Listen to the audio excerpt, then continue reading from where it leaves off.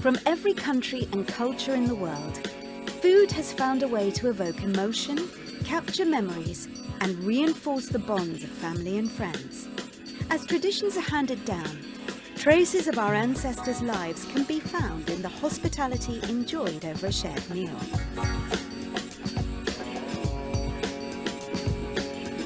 This month on Culinary Journeys, we join Margarita, voted Asia's best female chef by industry experts, as she embarks on a journey to celebrate Filipino food. Oh, thank you! Challenging perceptions and laying a foundation for the future of the cuisine.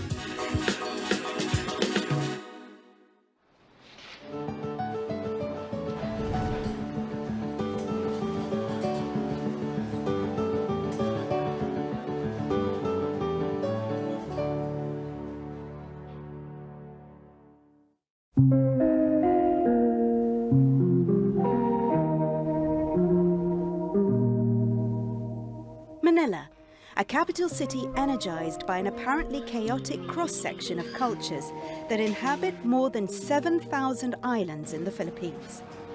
Centuries of Spanish rule and decades of American influence have combined to paint a complex picture of Filipino identity, making its food even harder to define.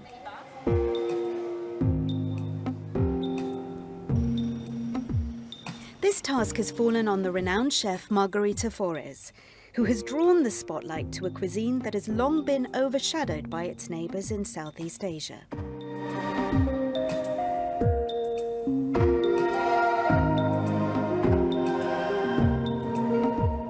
We have a national dessert that's called halo halo, and I think that it best describes what our cuisine is. It's really it translates to mix.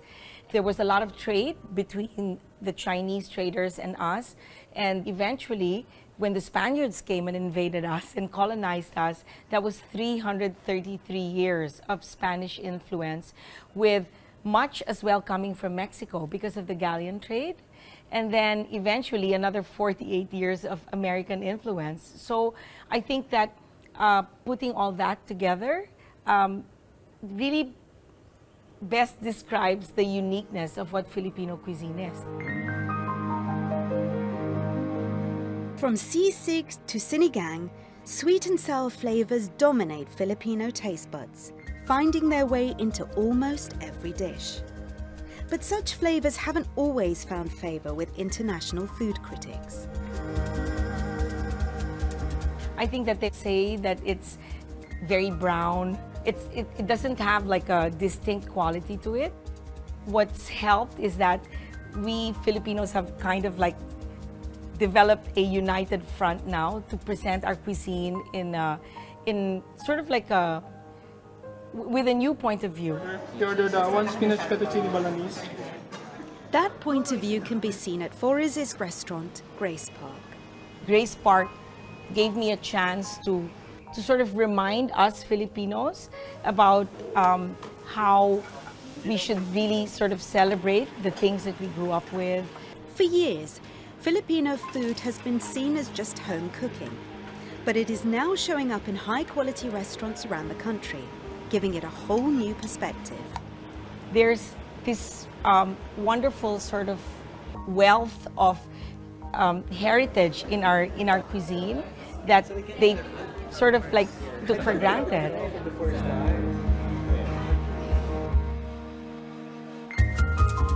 The essence of that cuisine starts with the ingredients Foriz has known her entire life. I kind of grew up across the street, and I've been coming to the market, I guess, almost all my life. Maybe I must have started when the market opened in 1975, and it's grown so much since then, and I like to come, every few days just to see what the new produce is and what's in season. Actually, the women who would take me to the market were the ladies who would cook for my grandmother at home, and they were the ones that were up early. So I would come across with them, and they would introduce me to their sukis. The suki is like your best vendor who gives you like the best prices. The farmers' market is ground zero for Forres' quest to introduce the world to Filipino food. The avocados are in season now, and we usually don't use them for a salad. We use them for sweets. So we just mix them with milk and sugar and just eat them with a spoon or make ice cream out of it. Her excitement is one of a proud parent. When I'm here and I'm showing people around, I usually show them how beautiful the seafood is and that we can appreciate it and eat it immediately the way it is raw.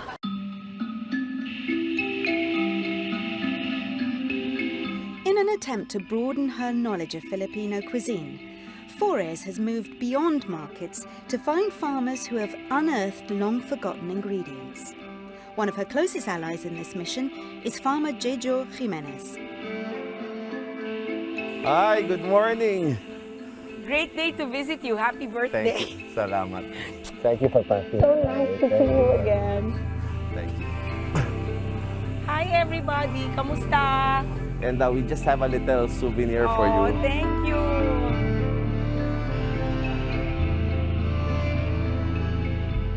Then there's another thing that we discovered here.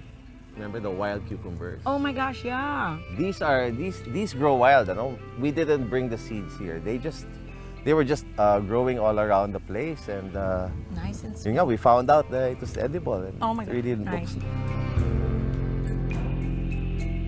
I love the purslane. It's so nice because it also stands up really nicely on a Yeah. plate. It doesn't wilt because it has so much water in it. It's- And the wood sorrel, the same thing. You know, now when I harvest it, and when you do it too, you should get the entire stalk because it looks so nice and organic on the plate.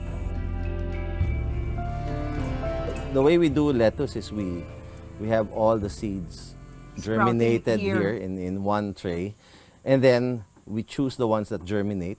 And then And Larry transfer. here transplants them one by one Oh my gosh. to a seed tray, you know. And even the soil here is prepared. We sieve them. That's a they real mix labor things. of love. While the concept of farm to table may not be new, here in the Philippines it has helped unify the food community in the fight to promote their cuisine worldwide. Wow, it's been 5 years and we've shared so much stuff and really become kindred spirits, you know, with the shared advocacies. Yeah, the diversity that works well in the farm matches the diversity Exactly. that you need on the table. On the table. As our journey continues, Forres heads south to the Sugar Bowl of the Philippines.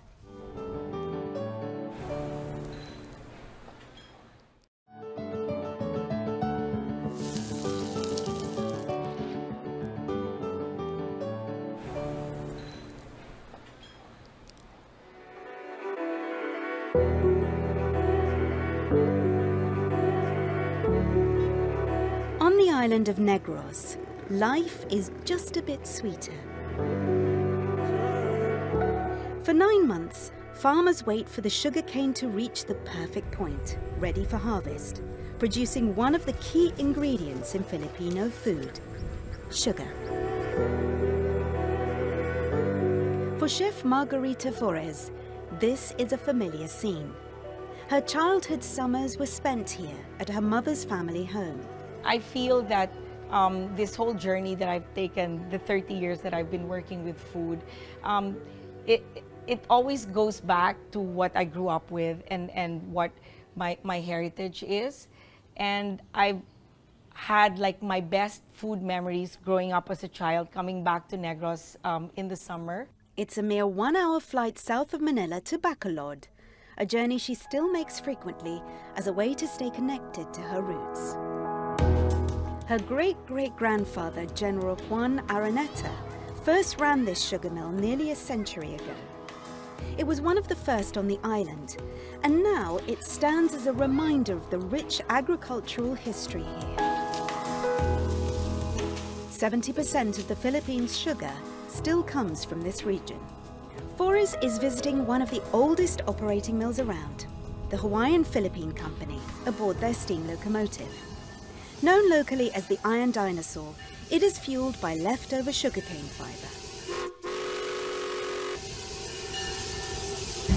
Originally, when they set up the big sugar mills here, there was a district. You had a mill, and you had a certain geographical area that supplied cane. And all the early mills had a railroad, and that was the most efficient way to move cane to the mills. Definitely being here at Hawaiian Philippines, it just like brings back all my childhood memories, spending summers here in Negros and smelling all the raw sugar every morning. And it's like being back in time. We Filipinos as a people, we're always smiling, we're always like hugging each other and showing so much affection. So I think that all the way up to food, it shows that kind of sweetness is reflected in the food that we eat, and we look for it all the time.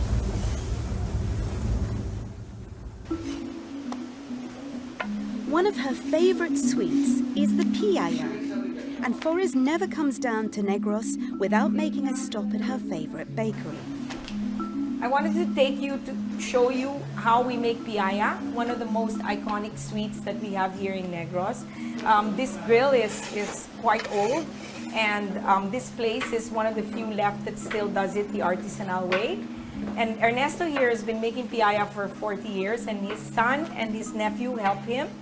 And basically, they start with an unleavened piece of dough that has a secret thing. Well, it's not so secret anymore because he told me that they put a little pork lard so that it allows the dough to be crispy. And they take some muscovado paste. It's mostly for merienda, which is, the meals that we have in between breakfast and lunch or between lunch and dinner.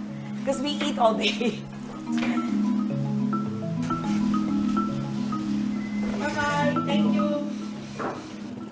With much of her family still living in Negros, a Sunday meal at her aunt or Tita Marissa's house is mandatory. Everything is all set for you. This house has been here since 1927, giving generations the perfect place to call home. 70 years. She was here when she was 4. So she kind of grew up here and did all the cooking for them. On the menu today, lumpias, a Filipino version of an egg roll. We have a lot of garlic in our cooking. And the lumpia is one of the best examples of Chinese influence in our cooking. So she has the pork and the shrimp, a little soy sauce. This is the shrimp broth. It almost feels like there's so much laughter that's been, enjoyed in this household. I mean, after all, there are 20 siblings through many, many years of celebrating meals together, not only on Sundays, but every day. And of course, the last thing that goes in is white sugar. Since we're in sugar country, most of the dishes are finished off with some sugar. So every day she makes about 100, 200 pieces. And she says that she's taught a niece already, so that the tradition is carried on.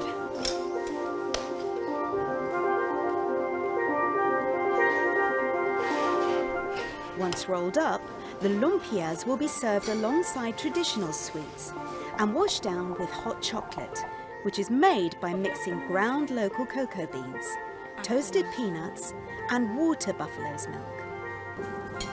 Tita. Okay.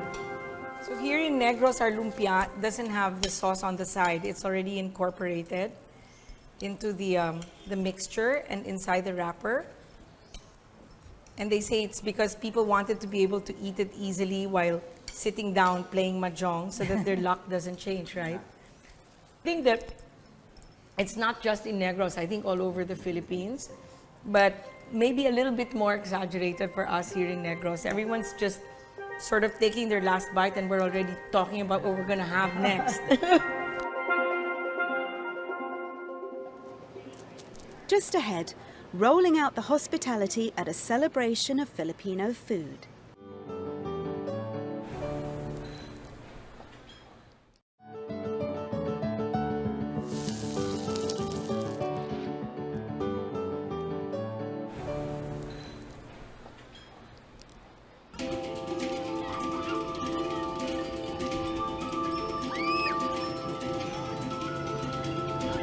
Asia's best female chef Margarita spent her childhood summers here in Negros.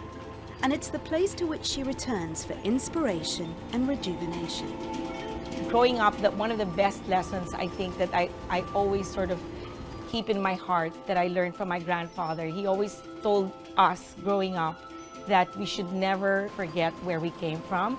And I feel that the biggest source of my passion comes from the years that I spent here as a child. A true island nation, the Philippines finds itself drawn to the sea, both for its bountiful seafood and sparkling waters. This area of Negros is known as Sagay, an eco-reserve full of secluded sandbars and some of Forres's favorite food. Well, I love Carbon Reef. Carbon Reef is one of the 3 reefs that are part of the city of Sagay. And I love it because you can come here for the day and, just enjoy the little island. This is probably the 2nd largest marine reserve that we have in the country. And you can feel the consciousness of the entire community about, protecting the environment. And they're very proud of what they do. One thing they have diligently protected are these 300-year-old mangroves, which offer a welcome break from the heat and some classic Filipino hospitality. Welcome to Sayak Island Mangrove Eco Park. Really, Filipino hospitality has to do with the fact that we are very Asian, and Asians are known for their hospitality. It gives us this very different nature of always wanting to nurture and to feed, and we're forever smiling, forever singing, and wanting to just feed you all the time. Yay! Oh my gosh, it gets me teary-eyed. It's just really heartwarming. Forres has started to make the mangroves a frequent stop on her visits back home for one dish alone: kinilaw, a Filipino version of ceviche. Mark Lobaton, the son of acclaimed kinilaw master Enting Lobaton, is making her trip here worth it. Hi, Mark. The kilaw is so simple. So this is really what people in the province do. Whatever they harvest and whatever souring agents exist in their area, that's what they use to make their kilaw. First, we will put our salt, Local salt. This is sea salt. and we will put some calamansi. Some calamansi. Okay. Actually, I remember your dad taught me how to do it without the strainer. Okay. He just went like this. Notice our tomatoes are not overly ripe, because actually our tomatoes are used sometimes as a souring agent as well. Our soil in the Philippines is very acidic, so it's not natural for our tomatoes to be sweet and overripe like Italian tomatoes. And we'll put some vinegar. Sourness is really also a result of the weather, and it's meant as something to preserve our food. So it's I guess become the flavor most prominent through the years. But of course, we do a lot of things to balance that sourness. We'll put some sugar. Because we're from Negros, our kinilaw always has sugar. And this is some nice raw brown sugar. Nice. You can also Put a little chili. Can I add a little sugar? Yeah. I like it a bit on the sweet side, so there. That's why we're happy. We were here with Enting the last time, and now we're with Mark, so I'm really happy that the generation following his dad is going to continue it so that it doesn't become a lost art, the art of kinilaw making. And in the Philippines, we eat with our hands. We call that kamayan, because kamay is the hand, and I think I'm not going to use the fork. Ang lukot, gusto ka mo? There are many parts of the Philippines where life is still very challenging. They always say that about us Filipinos, that in the end we're always smiling. There's so many of us all over the world. And I think that people that have encountered us outside the Philippines all feel the same way, that there is this sort of unique warmth in our hearts that we share with the rest of the world.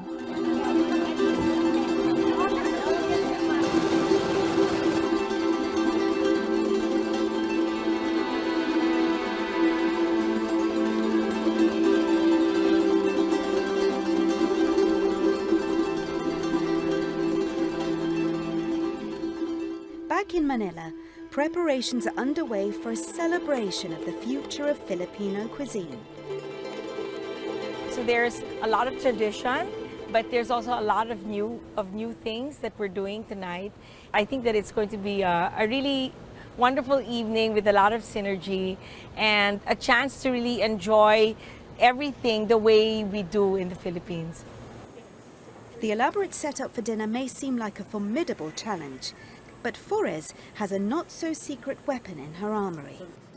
As part of her culinary empire, she's run her own catering business for nearly 3 decades. In the kitchen are hints of her journey to Negros. Now it's perfect. I think that sometimes the simpler it is, the better, especially when you have chefs coming to enjoy a meal. So I think that part of what we're doing today reflects that. Kinilaw is it's a simple dish, and I think they would appreciate seeing it done with mantis, which is very rare to find at the market. For Flores, this dinner is about everyone involved in the future of Filipino food. From her farming friends to exciting fellow Filipino chefs, it's a gathering that truly reflects the potential of a proud people.